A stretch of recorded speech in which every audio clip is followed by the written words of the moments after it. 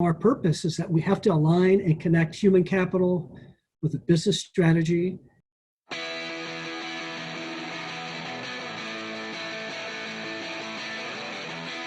So Mark, we'll start off first with how would you describe the purpose of human resources? In my view, the purpose of HR is to really serve as a trusted advisor, a coach, and a partner to the leadership team to ensure business results are achieved and customer needs are met.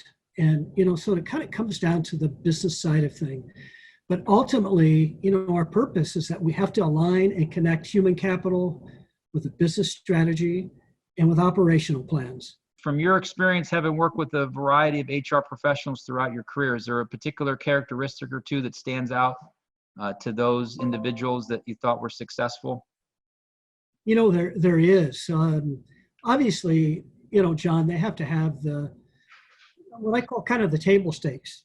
They have to understand the HR disciplines. That serves as the foundation. But to me, that's kind of a given. If they've worked in HR, they should have an understanding.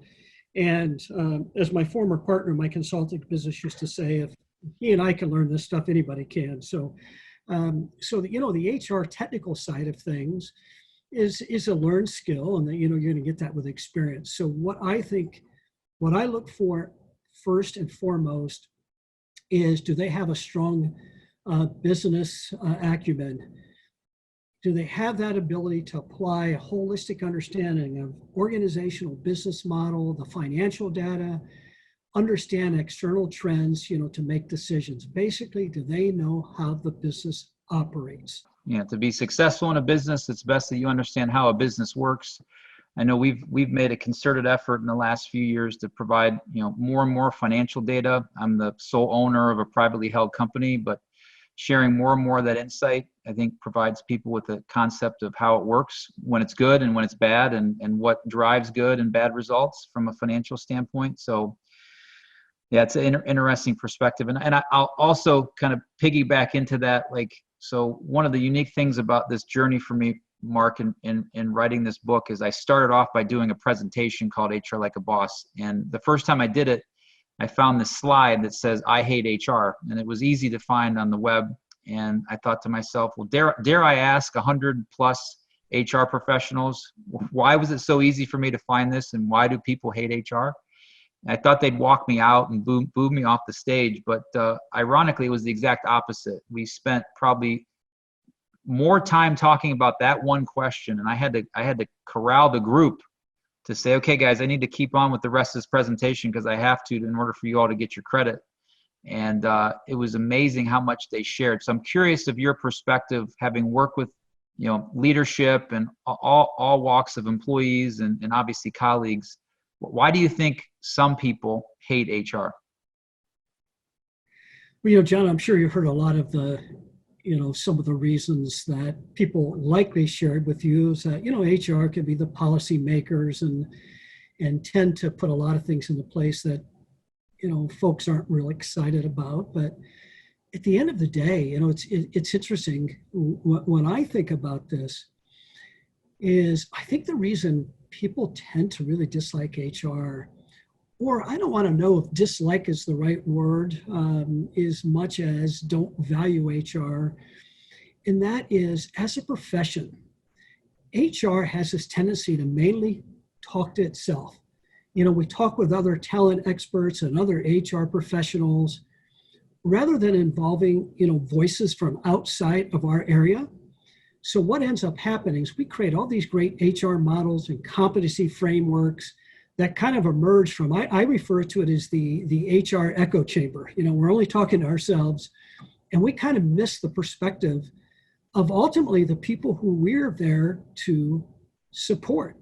Your CEO, your boards, your business line leaders. And at the end of the day, I think what happened then, we create these programs out of this echo chamber, and we end up having things that our human capital plan then is not aligned with what the business strategy and the plans are. So with the premise of the book being HR Like a Boss, how would you describe someone that would fit the characteristics that you could say that's someone practicing HR like a boss? John, some of the things we had talked about on, the business side and understanding the financials and really being involved in the business operations. It's the other thing I would say is, I've had a unique and I think a very fortunate opportunity to spend a decent amount of time with Simon Sinek. And we in a previous job, we engaged Simon to work with our advisors and to work with our team. And he spent a couple of days, 2-3 days with us. And I spent a ton of time with him, and a fascinating guy. He talks about how great leaders inspire everyone to take action by starting, with the why. So when I look at HR, purpose is the why of the organization, and culture is the how we get the work done. What I've learned that in organizations that don't have a clear purpose kind of lack that navigation to guide them to having sustained business results. So, an HR leader that can work with the business to kind of clarify and distill the purpose of the organization in kind of a broader social context, and then connect that and align that with the vision and the business strategy and the culture that they can carry that out with. To me, you can make that happen. You're doing HR like a boss. Purpose for today is a continuation of on this journey of writing the book, Mark. And you mentioned about Simon and some of the people that you interacted with. That's the thing that I've noticed the most in this experience, is that there's so many unique little things that you learn just by asking questions and inquiring and asking for help, right? And getting those insights are paramount, and that's how you learn. And I think sometimes maybe the more tenure that we get, the more you might think you know everything. And I've been smart enough to know, especially here, because I do practice HR, but it's not something I was brought up from a business perspective to do. And I want to get these unique and varied perspectives. And you shared a lot of really unique, insightful pieces throughout. I loved your answer around the interviewing, that it's a tailored answer every single time. You can do that in a way. And I again, as you know, I'm a big business person first, just so happen to practice whatever your discipline is. And in this case, it's HR. So you're a good man, Mark, and a great friend. Hey, nice talking with you. Thanks, Mark. I'll see you, bud. Bye.